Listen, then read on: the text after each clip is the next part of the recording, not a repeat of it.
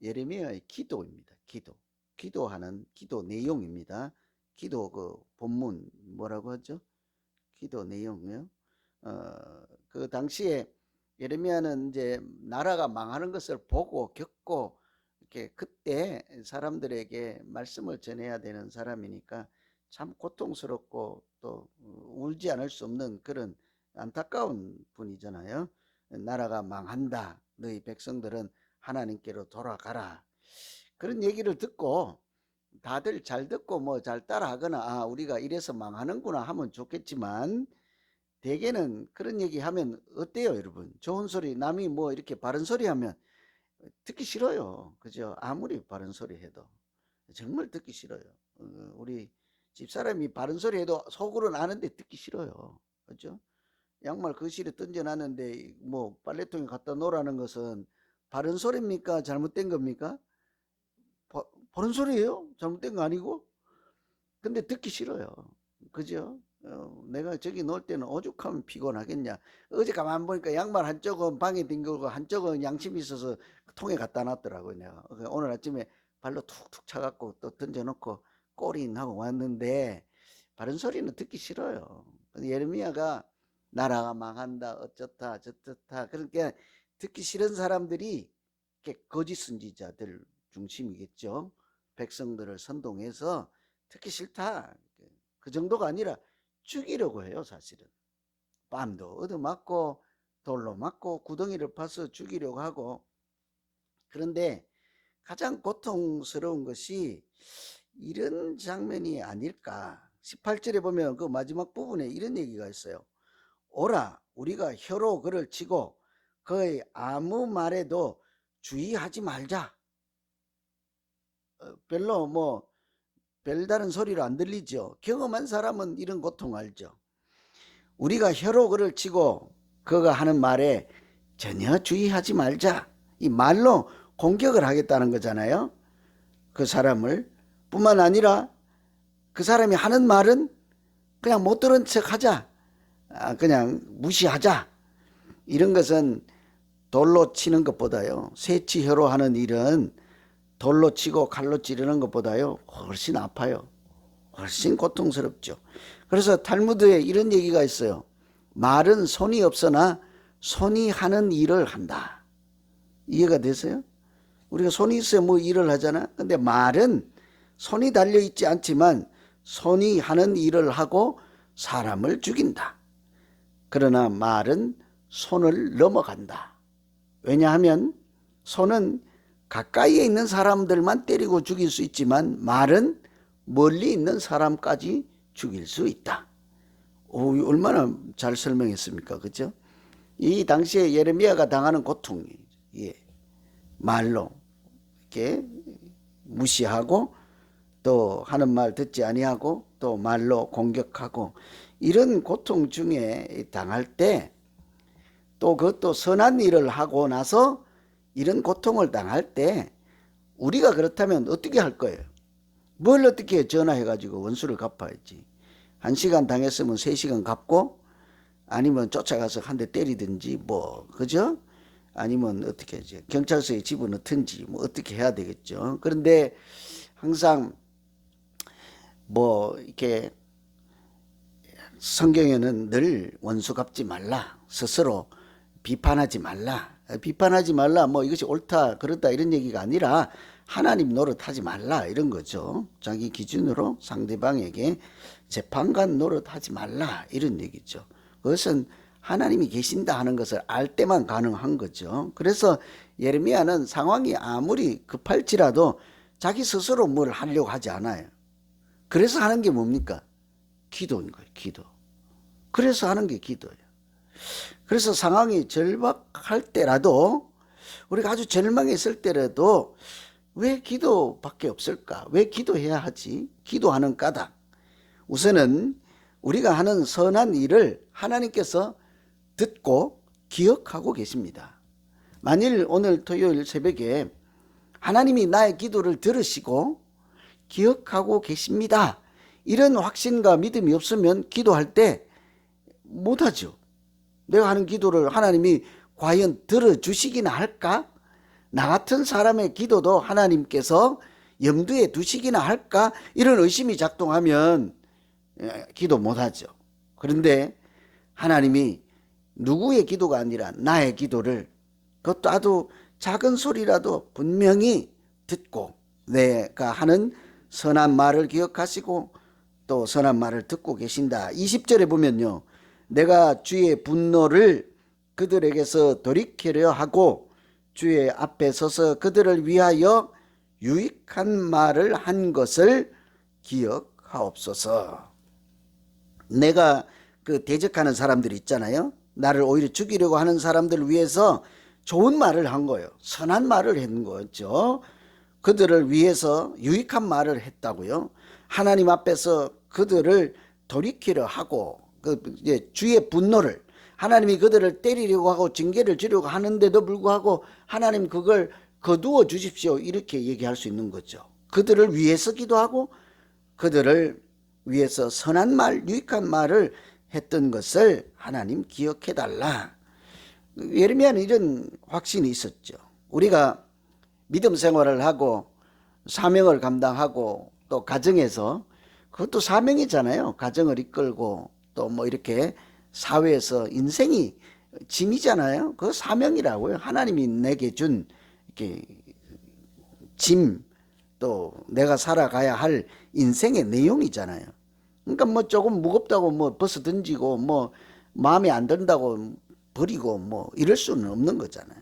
이게 우리에게 주신 하나님의 일, 그러니까 그런 일을 감당할 때 그것이 뭐 선교든 가정이든 직장이든 이렇게 우리가 함부로 그런 것을 내던질 수 없고 이렇게 잘 지고 가야 되잖아요.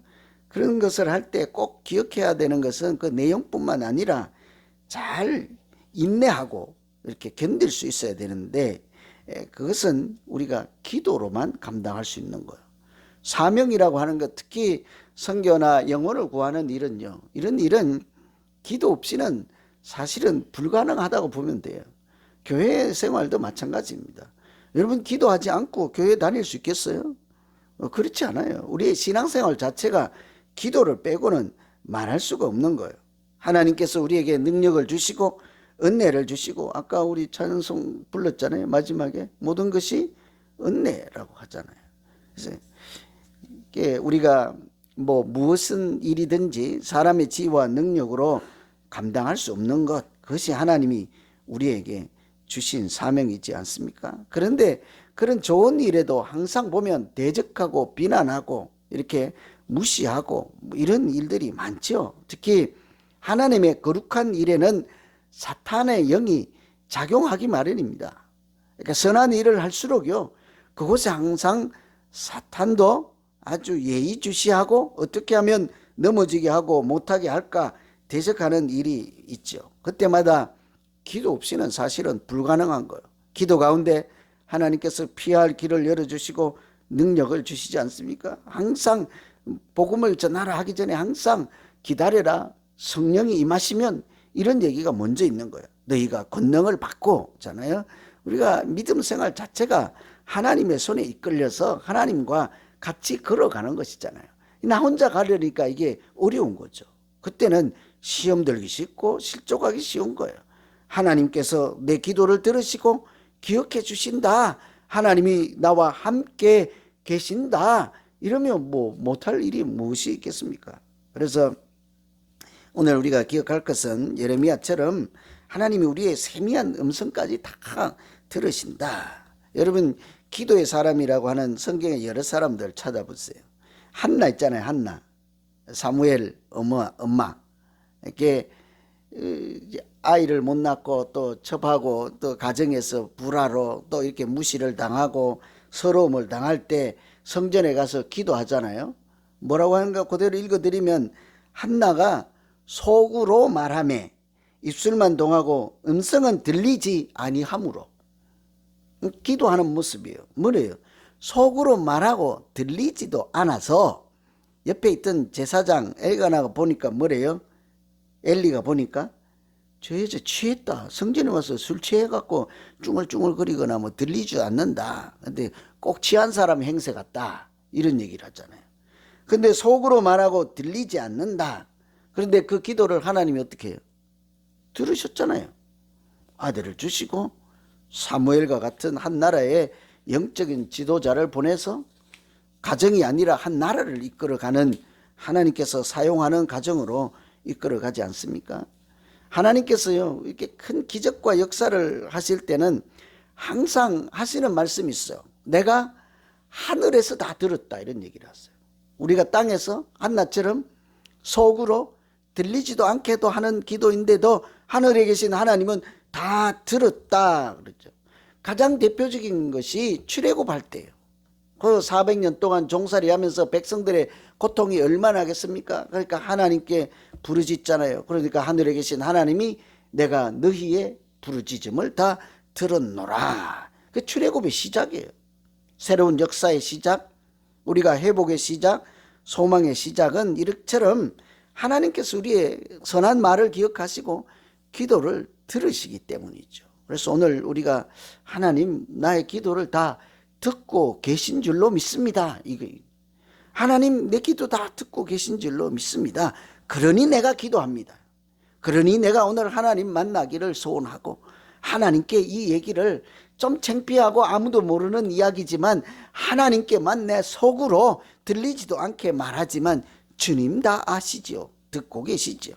그래서 오늘 어떤 기도를 하시든지 하나님께서 우리의 선한 말, 누구를 위해서 좋은 말 한 것이다, 그 말도 다 기억하시고 또 우리가 하는 기도를 다 들으셔서 우리의 기도 가운데 평화가 임하고 하나님의 능력이 임하는 오늘 기도 시간 되기를 기원합니다. 두 번째는요, 하나님께서 우리의 중심을 다 아신다 하는 거예요. 23절 한번 보시면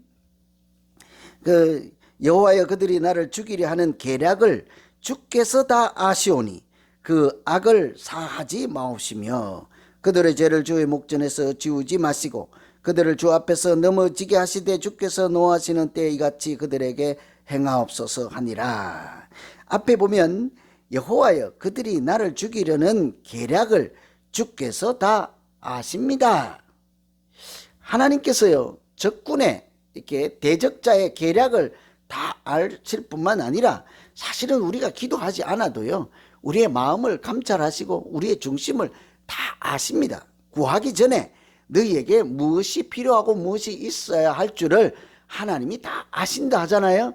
그래서 내가 이렇게까지만 구해도 하나님은 저렇게까지 더 좋은 것으로 주시는 분이라 하지 않습니까? 그러니까 우리가 기도하고 힘을 낼 수 있는 까닭은 하나님께서 우리의 중심을 다 알고 계시기 때문에요. 내 마음과 내 형편과 내 상한 마음까지도 하나님이 다 헤아리고 계시기 때문이다요.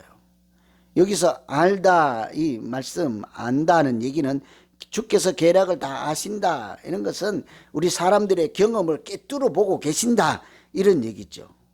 그래서 예레미야는 자기가 뭐 일일이 고하지 않을지라도 적군들이 자기에게 어떻게 한 일을 하나님은 다 알고 계신다, 이런 확신이 있었죠. 감찰하시는 하나님이라고 하지 않습니까?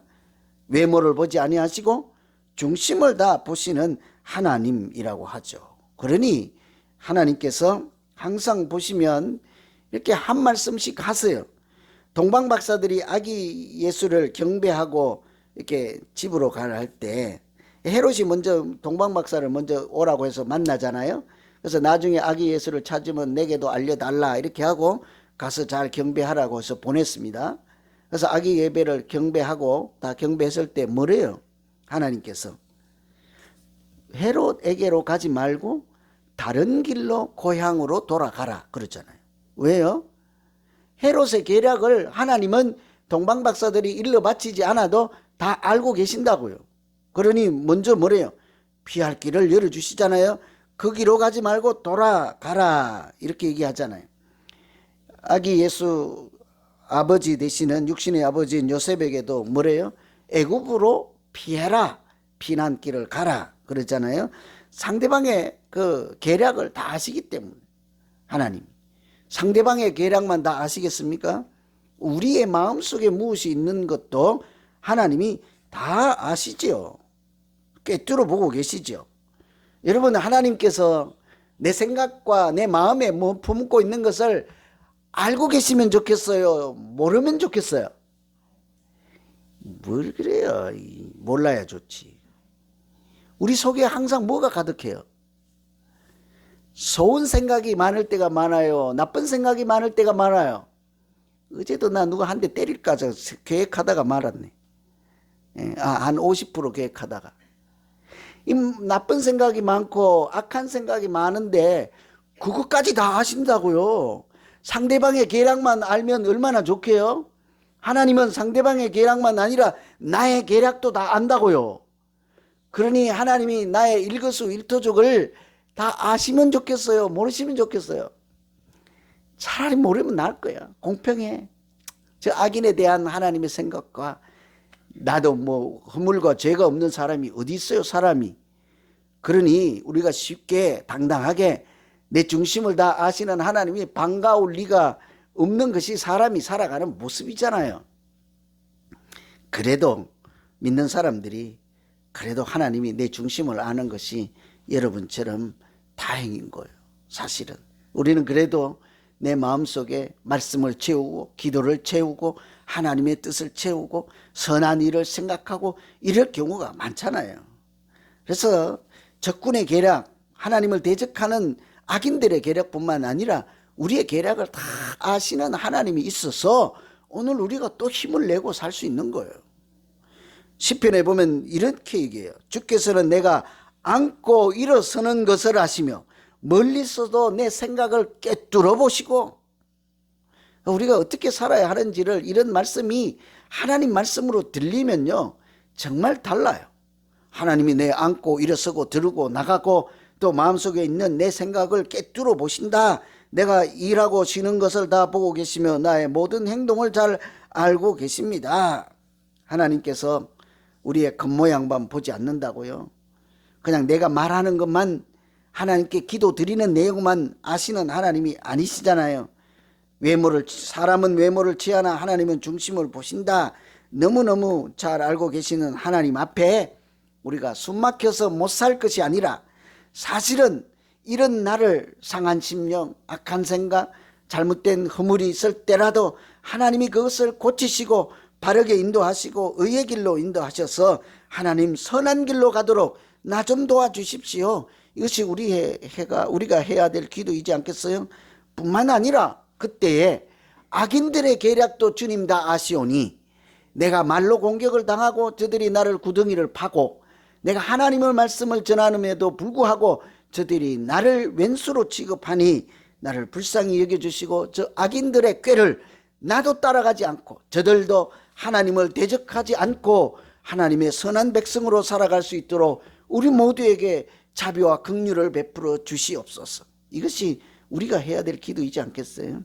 그래서 우리가 기도하는 까닭은 하나님께서 우리가 말하지 않고 세미한 음성으로 또 속으로 중얼 거릴지라도 우리의 기도를 들으시고 아시고 기억하시기 때문에 뿐만 아니라 우리 중심을 아시는 하나님께서 구하는 것보다 더 좋은 것으로 주시고 우리의 기도를 통해서 하나님의 뜻이 이 땅에 이루어지도록 역사하시기 때문에 우리가 오늘 또 힘차게 기도해야 될 줄로 믿습니다. 오늘 여러분의 각자 기도 가운데 하나님께서 은혜를 공급하시고 피할 길과 능력의 길 이렇게 하나님께서 권능을 또 말씀을 채워주시는 복된 시간 되기를 간절히 소망합니다. 오늘 우리 같이 한번 기도하죠. 우리 같이 말씀 기도하겠습니다. 말씀 붙잡고 하나님, 내가 이렇게 유창한 기도 아니지만 애타는 심정을 주께 이렇게 호소합니다. 간구합니다. 주님, 나의 이 어눌한 기도를 들으시고 내 중심을 살피시고 감찰하실 뿐만 아니라 선한 길로 인도해 주시옵소서. 오늘 같이 말씀 붙잡고 이 시간에 각자가 기도합니다. 기도하겠습니다. 하나님 아버지,